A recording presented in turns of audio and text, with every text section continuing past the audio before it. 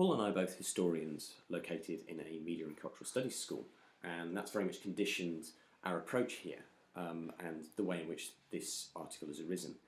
It comes out of exchanges and observations between us on the occasion of deaths of the war veterans, and some thinking really about the coming centenary as it was, and anticipation of what that meant in terms of whether veterans would still be alive or not, and how society was going to deal with that.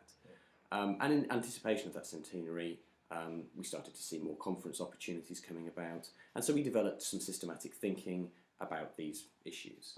In particular, we began with a focus on the popular press and the illustrations that used images of veterans alongside those commemorating the war and other types of servicemen, and they often are men. This is a highly gendered field. This is one in which there seem to be a plethora of poppies. Our focus in this paper then is particularly on the tabloid press, that which relies upon a whole wealth of illustrations. It's also important because we're often talking about the press as writing the first draft of history, but it's also a site where the first draft of the commemoration of history is played out, as it is at the moment in the centenary of the First World War. And as cultural historians, our approach is to look at this iconography and think about how it presents ways of thinking about the past and what the past represents to us in the present moment. We're not the first people, of course, to think about some of these ideas. Looking back to 2002, Dan Togman was already looking ahead at the dwindling numbers of veterans. In 2009, Eleanor Bavidge was considering the issue of, for example, the state funeral for the potential last veteran.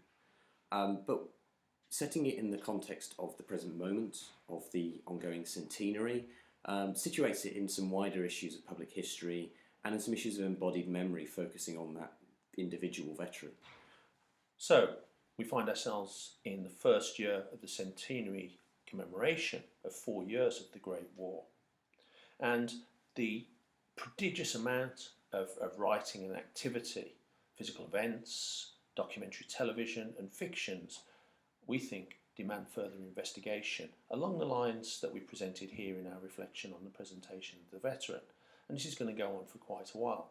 It's also important perhaps to pay attention to the figure of the veteran, and as we've mentioned, the highly gendered nature of how we think about veterans, when in fact women, families, a whole wealth of people might constitute the veterans of wars of the past. And we also anticipate how some of what we're thinking about at the moment is likely to be important to the centenary of World War II and the ways in which those who participated in that particular conflict already constitute a dwindling band.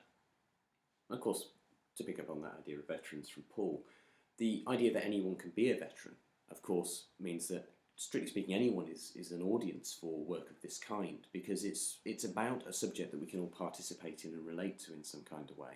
You know, these are public debates, they're issues of public interest, and they're reflections in some ways on our attitudes to things, you know, as fundamental to society as war and peace and conceptions of memory.